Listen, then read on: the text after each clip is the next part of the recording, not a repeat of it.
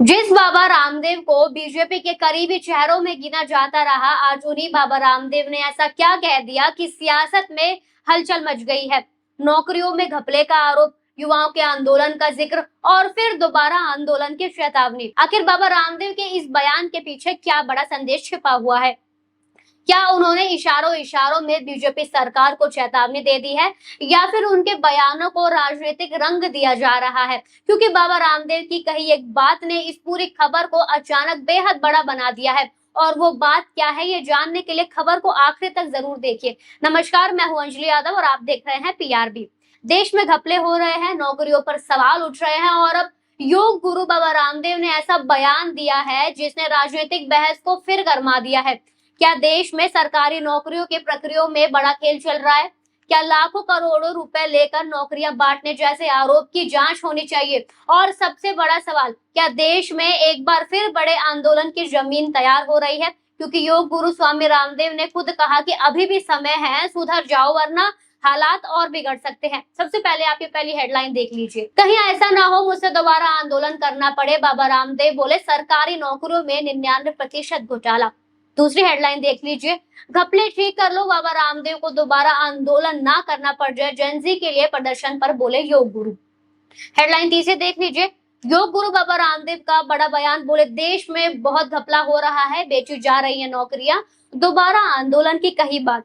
दरअसल स्वतंत्रता दिवस के मौके पर पतंजलि योग पीठ में ध्वजारोहण के दौरान योग गुरु बाबा रामदेव ने देश के मौजूदा माहौल, युवाओं के आंदोलन, शिक्षा व्यवस्था और सरकारी नौकरियों को लेकर कई तीखी बातें कही। बाबा रामदेव ने कहा कि देश में चारों तरफ हंगामा देखने को मिल रहा है, छोटे छोटे स्कूल और कॉलेज से बच्चे निकल रहे हैं, लेकिन कई जगहों पर बुनियादी सुविधाओं तक की कमी है। कहीं शिक्षक नहीं है, कहीं किताबें नहीं है, कहीं बिजली और पानी की समस्याएं हैं और कहीं शौचालय जैसी सुविधा तक उपलब्ध नहीं है।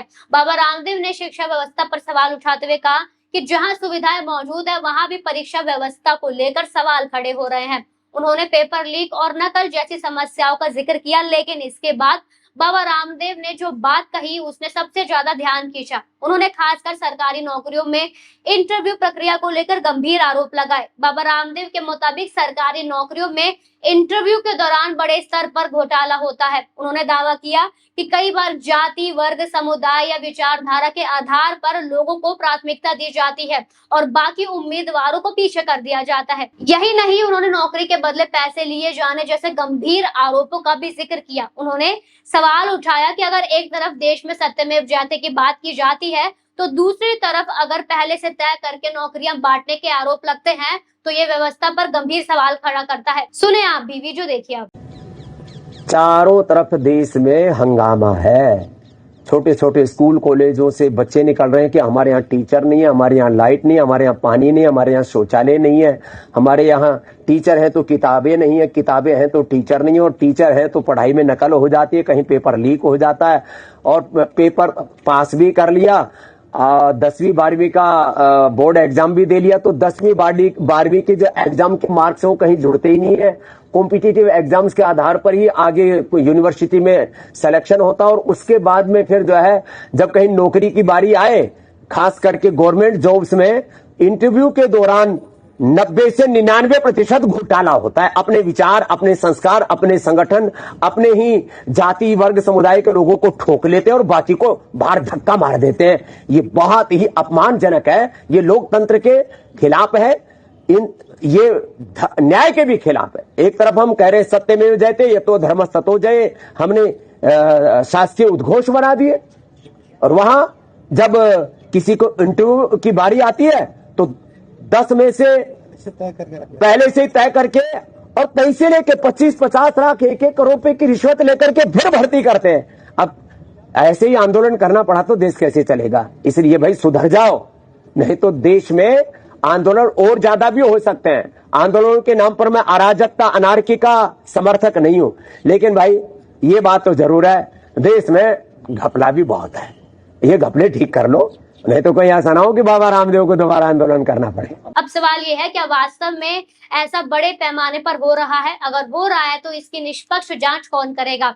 यही वजह है कि बाबा रामदेव का बयान अब चर्चा में है। बाबा रामदेव ने सरकार और व्यवस्था को नसीहत देते हुए कहा कि अभी भी समय है, सुधार कर लेना चाहिए। उन्होंने आंदोलन की संभावना की बात कही, लेकिन साथ ही उन्होंने ये भी स्पष्ट किया कि वह अराजकता का, हिंसा का समर्थन नहीं है। यानी उनका संदेश दो हिस्सों में नजर आया। पहला, व्यवस्था में मौजूदा कमियों और कथित घपलों को ठीक किया जाए, और दूसरा, आंदोलन के नाम पर अराजकता को बढ़ावा नहीं दिया जाना चाहिए। यही बात जेन ज़ी आंदोलन को लेकर भी सामने आई है। देश के अलग अलग हिस्सों में युवाओं और छात्रों के विरोध प्रदर्शन को लेकर लगातार बहस होती रही।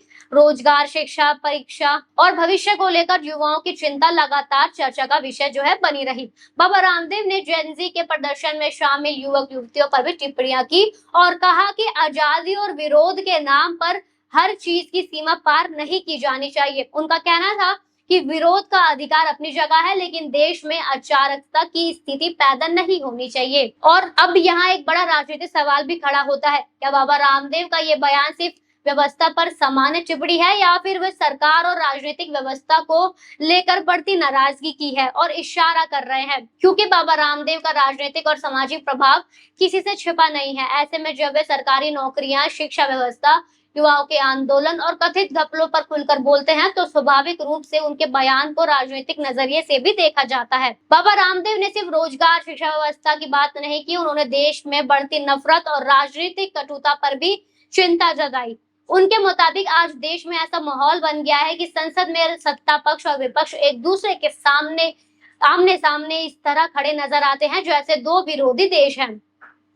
बाबा रामदेव ने राजनीतिक और जातीय आधार पर नफरत करने वालों की आलोचना की। उन्होंने कहा कि ऐसा माहौल देश के लिए ठीक नहीं है। उनका संदेश था कि सत्ता पक्ष व विपक्ष के साथ भी माता पिता जैसा व्यवहार करना चाहिए। अब जरा इस बयान को युवाओं के नजरिए से समझे। आज लाखों युवा प्रतियोगी परीक्षाओं की तैयारी करते हैं, कई साल तक पढ़ाई करते हैं, दिन रात मेहनत करते हैं, एक परीक्षा के लिए हजारों रुपए खर्च करते हैं, और जब परीक्षा में पेपर लीक, भर्ती प्रक्रिया में देरी या चयन प्रक्रिया पर सवाल उठता है तो उसकी नाराजगी और निराशा बढ़ना स्वाभाविक है। एक युवा अगर 5 साल तक तैयारी करने के बाद ये महसूस करे कि उसकी मेहनत का मूल्यांकन निष्पक्ष तरीके से नहीं हुआ, तो उसके मन में व्यवस्था को लेकर सवाल पैदा होंगे। यही वजह है कि सरकारी भर्तियों में पारदर्शिता और निष्पक्षता का मुद्दा बेहद महत्वपूर्ण है। हर उम्मीदवार चाहता है कि उसकी जो है जांच अच्छी तरीके से हो। राजनीतिक विचारधारा को देखकर सिर्फ योग्यता और निर्धारित नियमों के आधार पर अगर कहीं गड़बड़ी होती है तो उसकी निष्पक्ष जांच होनी चाहिए और दोषी पाए जाने वाले को कार्रवाई भी होनी चाहिए। बाबा रामदेव का बयान इस बड़े सवाल को सामने लाता है कि आखिर देश में युवा का भरोसा व्यवस्था पर कैसे मजबूत किया जाए, और सबसे महत्वपूर्ण बात, क्या आंदोलन ही इसका रास्ता है? बाबा रामदेव ने कहा कि घपले ठीक कर लो, कहीं ऐसा ना हो कि बाबा रामदेव को दोबारा आंदोलन करना पड़े। यही उनके पूरे बयान की सबसे चर्चा वाली लाइन बन गई। अब सवाल आपसे है कि क्या सरकारी नौकरी की चयन प्रक्रिया पूरी तरह पारदर्शी होनी चाहिए? क्या पेपर लीक और भर्ती में देरी जैसे मुद्दों पर सरकार को ज्यादा सख्ती दिखानी चाहिए? क्या युवा के आंदोलन को सिर्फ विरोध के रूप में देखने के बजाय उनकी समस्या को समझना चाहिए? बाबा रामदेव के बयान ने इस सवालों को फिर से एक बार चर्चा के केंद्र में ला दिया। फिलहाल इतना साफ है कि स्वतंत्रता दिवस के मौके पर दिया गया उनका ये बयान सिर्फ योग और स्वच्छता तक सीमित नहीं रहा। उन्होंने शिक्षा व्यवस्था को लेकर, सरकारी नौकरियां, युवाओं के आंदोलन से लेकर देश के राजनीतिक माहौल तक कई मुद्दे अपनी बात रखी। अब देखना होगा कि उनके इन आरोपों और सवालों पर संबंधित सरकारों और संस्थाओं की ओर से क्या प्रक्रिया आती है। क्या भर्ती प्रक्रिया को लेकर कोई बड़ा कदम उठाया जाता है? क्या युवाओं की समस्याओं पर सरकार गंभीरता से विचार करती है, या फिर ये बयान भी राजनीतिक बहस के बीच कहीं खो जाएगा? क्योंकि असली मुद्दा सिर्फ बाबा रामदेव के बयान का नहीं, असली मुद्दा है देश के करोड़ों युवाओं का भरोसा है। और लोकतंत्र में ये भरोसा तभी मजबूत होता है जब मेहनत करने वाले युवा को ये यकीन हो कि उसका भविष्य किसी पहचान, सिफारिश या कथित गड़बड़ी से नहीं, बल्कि उसकी योग्यता से तय किया जाएगा। आपको क्या लगता है, बाबा रामदेव ने जो सवाल उठाए हैं उसमें कितनी गंभीरता है? आप अपनी राय हमें कमेंट्स में जरूर बताइए। वीडियो पसंद आया तो लाइक कीजिए, शेयर कीजिए और चैनल को सब्सक्राइब जरूर कीजिए। धन्यवाद।